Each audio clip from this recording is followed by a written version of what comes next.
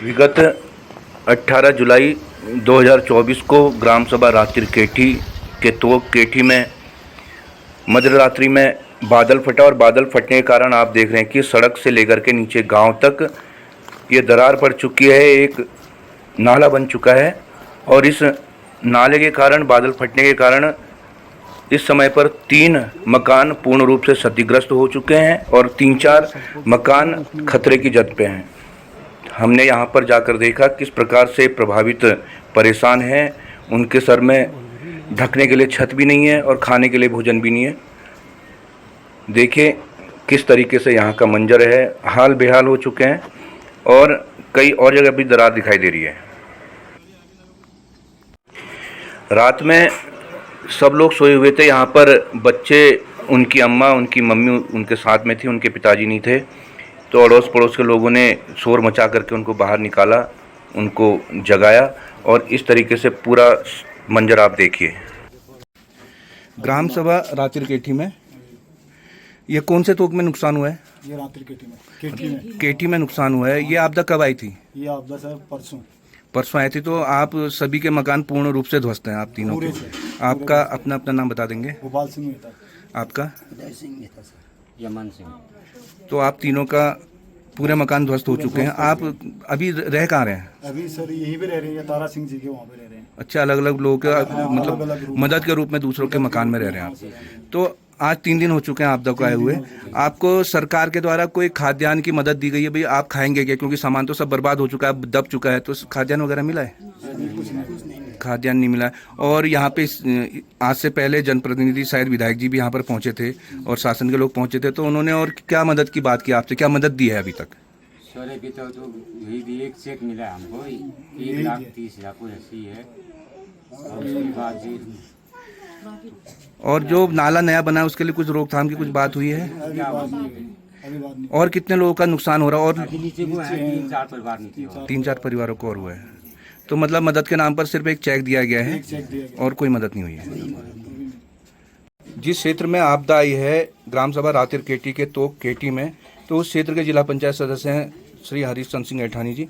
आप यहाँ जनता के बीच में भी पहुँचे हैं। जो परसों घटना हुई उसके बारे में आप क्या कहेंगे? जिस दिन ये घटना घटी, इत्तेफाक ऐसा था कि हमारी एक बैठक देहरादून में थी। तो कल शाम मैं पहुंचा हूं, तो उसके बाद तुरंत यहाँ पर को लोगों के बीच में मैं पहुंचा हूं। यहाँ पर को पूरा मुआयना हमारे द्वारा, पूरी टीम के द्वारा किया गया, जिसमें 3 मकान तो यमन सिंह जी का है, उदय सिंह जी का है और भोपाल सिंह जी का है, तो पूर्ण रूप से ध्वस्त हो गया। और जिनकी संभावना ध्वस्त होने की, जिनको अभी मलबा लगातार आ रहा है, बारिश लगातार हो रही है, तो इन लोगों को 3 परिवार और भी हैं, लक्ष्मण सिंह जी के हैं, गोपी देवी जी के हैं और देव सिंह जी के हैं, जिनके मकानों को अभी भी खतरा बना हुआ है। तो जिस तरीके से आपदा ये आई हुई है, ये कि भीषण आपदा है। लोगों का रात्रि 11, जो कहना है रात्रि 11 बजे 12 बजे के आसपास इनको आभास हुआ, तो सामान से लेके सारे बर्तन, खाद्य सामग्री, कपड़े लत्ते, सब चीजें इनका उस आपदा में इनका ये खत्म हो चुका है। तो सरकार की तरफ से कल माननीय विधायक जी यहाँ पर आए हुए थे, 1,30,000 की सहायता की राशि इनको दे के गए हैं।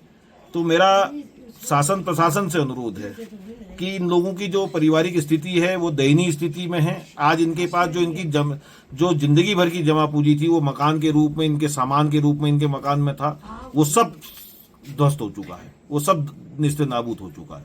तो जिस तरीके से 10 साल पहले कुंवारी आपदा आई, कुंवारी आपदा के साथ साथ आपकी सीरी भंतोला में आपदा आई, तो उस आपदा में जिस तरीके से सरकार ने मानकों पर पुनर्विचार कर 7.5 लाख रुपए प्रत्येक परिवार को दिया। तो मेरा शासन प्रशासन से अनुरोध है, यहाँ के स्थानीय जनप्रतिनिधियों से अनुरोध है, मैं इस मांग को लेकर हम आपस में चर्चा करेंगे कि कैसे इन लोगों को उस कुंवारी गांव की तरह इनको कंपनसेशन 7.5 लाख रुपए का मुआवजा मिले, ताकि कम से कम अपनी सर के ऊपर एक छत का सहारा इनको मिल सके। क्योंकि आज 1,30,000 में अगर देखेंगे आप जिस तरीके की स्थितियां हैं, और जिन परिवार के पास में, जैसे भोपाल के पास देख रहा था कि उसके पास अपनी और कहीं पर जमीन नहीं है, तो इस तरीके की जमीन को भी चिन्हित कर सरकार उनको आवंटित करे, ताकि वो अपना भवन, अपना मकान, अपना आसरा वहां पर बना सके। नहीं तो एक ऐसे परिवार का जो होनहार लड़का, जो अभी ही कुछ महीने पहले यहाँ से नौकरी पे गया हुआ था, और आज 2 महीने बाद उसको पता चला कि उसका मकान पूरा ध्वस्त हो चुका है। तो मेरा सरकार से अनुरोध है, एक तो मुआवजे की राशि 7.5 लाख रुपए करने का काम करे, और दूसरा जिन लोगों के पास जमीन नहीं है आपदाग्रस्त में, उनको कहीं ना कहीं उनको जमीन मुहैया कराई जाए।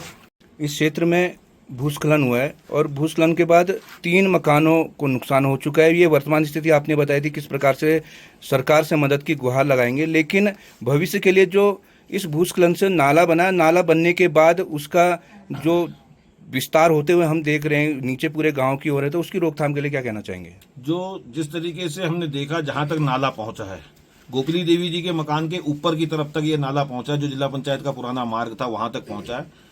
तो मेरा सरकार से और प्रशासन से अनुरोध है कि वहां पर को ये अपनी जो चेन वाली मशीनें, जो पोगलैंड मशीनें होती हैं, इनको भेजकर वहां पर को कम से कम ये नाला और नीचे को फैलेगा तो और मकानों को नुकसान करेगा। तो क्योंकि अभी वर्षाकालीन अभी हमारा समय चल रहा है, उसमें हमको कम से कम उसको नाले को देखते हुए रोड की हालत दयनीय है, तो वहां पर को वायर केटों को लगाकर ऊपर स्टेप वायर केटों को ऊपर अगर नहीं करेंगे तो एक बड़ा हादसा अगर हो सकता है इसमें, अगर नहीं करा गया तो। इतने परिवारों को नुकसान हुआ है और इनके खाद्यान्न की व्यवस्था, और जब तक इनके मकान नहीं बनते तो इनके रहने की व्यवस्था के बारे में आप क्या सोचते हैं? जो आपदा में मानक थे, जिस तरीके से जिस दिन से आपदा आई है, प्रशासनिक अधिकारियों को पटवारी से लेकर, तहसीलदार से लेकर, एसडीएम से लेकर, इन लोगों को अभी तक का इनके भवनों का निस्तारण कर इनको कहीं ना कहीं किराए पे व्यवस्थित करते, और उनको 4,000 रुपए की जो धनराशि सरकार के द्वारा जो अनुमोदित है, उस 4,000 रुपए प्रत्येक माह के हिसाब से किराए की धनराशि इनको मिल जानी चाहिए। और 5,000 रुपए की धनराशि इनको जो अलग से मिलती थी, जो राशन और बर्तन जो दबे होते थे, तो उसके लिए तुरंत फौरी राहत, और आपदा में जो इनके खाद्यान्न सामग्री जो खत्म हो चुकी, उसके लिए कम से कम उनको अभी तक जो नहीं मिली। अभी जैसे हमारी टीम के द्वारा यहाँ पर को इनको लगातार खाद्यान्न सामग्री वितरित की गई है। तो सरकार से भी मेरा अनुरोध है कि भाई आज भरा पूरा परिवार इन लोगों का है, तो इस पूरे परिवारों के हिसाब से इनको एपीएल बीपीएल सामग्री में आटा, तेल, दाल, चावल, जो भी चीजें हो सकती है, अभी कंबल हैं हमारे, लत्ते कपड़े हैं, इनके लत्ते कपड़े सब खत्म हो गए, तो उस चीज पे सरकार ने ध्यान देना चाहिए। और वो 4,000 रुपए जो किराया है वो निश्चित करे कि उस दिन से, जिस दिन से बेघर हुए हैं, उस दिन से इनको मुआवजा मिलना चाहिए। आप देखिए किस तरीके से लगभग 300 मीटर तक ये बादल फटने के कारण गधेरा बन चुका है, ये नाला बन चुका है। इस नाले की रोकथाम के लिए जल्द से जल्द कार्रवाई होनी चाहिए।